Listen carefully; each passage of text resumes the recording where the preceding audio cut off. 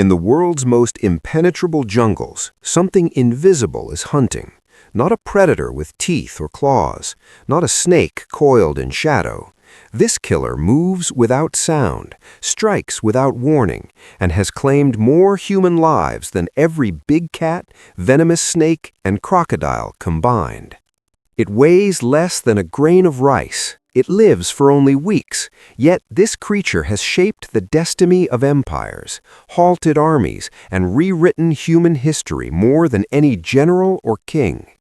Welcome to the real heart of darkness, where the most dangerous predator measures just 3 millimeters long. This is the story of humanity's oldest war, one we're still losing. There are over 3,500 species of mosquito on Earth. Only a few hundred bite humans, but 3 species, Anopheles, Aedes, and Culex, carry a microscopic armory capable of killing millions. Inside a single mosquito's gut, thousands of malaria parasites wait. One bite transfers up to 100 sporozytes directly into your bloodstream. They race to your liver, multiply by the thousands, then burst into your blood to begin their assault on your red blood cells. But malaria is just one weapon.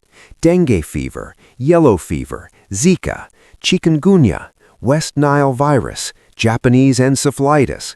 Each pathogen evolved over millennia to exploit the perfect delivery system, a flying syringe we never see coming. Every year, mosquitoes kill approximately 725,000 people. That's one death every 43 seconds. No other animal comes close. 1881. The French arrive in Panama with the greatest engineering minds of the age. They've just completed the Suez Canal, connecting Europe to Asia through sheer human will. Panama will be their masterpiece. Within weeks, workers begin dying. Dozens at first, then hundreds. High fever, violent chills, their skin turning yellow as their organs shut down. The French call it tropical fever. They have no idea they're being systematically slaughtered by an enemy they cannot see. The French try everything. They place the legs of hospital beds in bowls of water, believing it will stop disease from climbing up from the ground. But those bowls become perfect mosquito breeding sites. The hospitals themselves become incubators of death. Over 7 years, 22,000 workers die, not from accidents, not from yellow fever alone, from malaria, dengue, and diseases the French don't even have names for.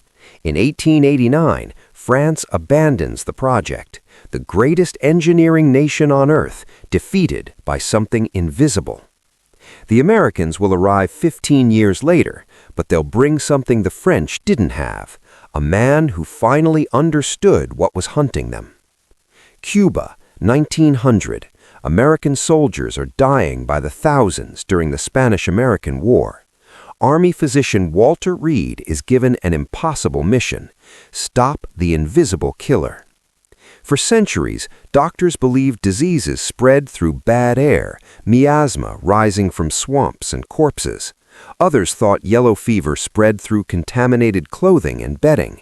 They were all wrong. Reed's team does something radical. They deliberately expose volunteers to mosquitoes that have fed on yellow fever patients. Some volunteers die, but their sacrifice proves what no one believed possible. A tiny insect is the assassin. The discovery changes everything. When Americans returned to Panama in 1904, Chief Medical Officer William Gorgas launches total war. He drains every puddle, oils every water surface, screens every window, fumigates every building. It works. Malaria cases drop 90%. Yellow fever is eliminated entirely. By 1914, the Panama Canal opens, humanity's first true victory over the invisible enemy. But it's a battle, not the war. 1942, the Pacific Theater. American and Allied forces fight Japan across thousands of miles of tropical jungle, but both armies face a common enemy that respects no flag or allegiance. In the South Pacific campaigns, for every soldier wounded by Japanese bullets, 5 are incapacitated by malaria. On Guadalcanal, malaria hospitalizations exceed combat casualties by a ratio of 10 to 1. The invisible enemy is more lethal than machine guns. General Douglas MacArthur calls it the enemy that never sleeps. Entire units are rendered combat ineffective not by the Japanese, but by microscopic parasites delivered by insects no one can see coming. The Allies respond with industrial-scale warfare. DDT is sprayed across entire islands.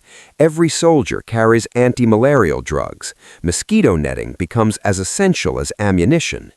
Vietnam, 3 decades later, the same story repeats. American forces lose 40,000 soldier days to malaria. Viet Cong fighters, native to the jungle, have evolved partial resistance. The invisible enemy knows whose side it's on. Today, 241 million people contract malaria every year. 94% of deaths occur in Africa. Most victims are children under 5, their immune systems no match for Plasmodium falciparum. But Africa's tragedy reveals something shocking. In regions where malaria has killed for thousands of generations, human evolution has fought back. Sickle cell trait, a genetic mutation that deforms red blood cells, offers protection against severe malaria. The disease that should kill you instead saves you from a parasite. Evolution's brutal calculus: survive the mosquito, risk the mutation. Beyond malaria, the invisible enemy deploys new weapons. Dengue fever now threatens 3.9 billion people across 129 countries. There's no specific treatment, no cure. Your body fights alone. In 2015, Zika virus emerges in Brazil. Pregnant women infected give birth to children with microcephaly, brains that never fully develop. A mosquito bite doesn't just kill you, it can destroy your child before they're born.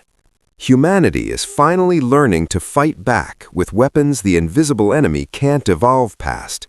Scientists have engineered a genetic bomb, one that uses the mosquito's own biology against it. Gene drives, genetic modifications that spread exponentially through wild populations.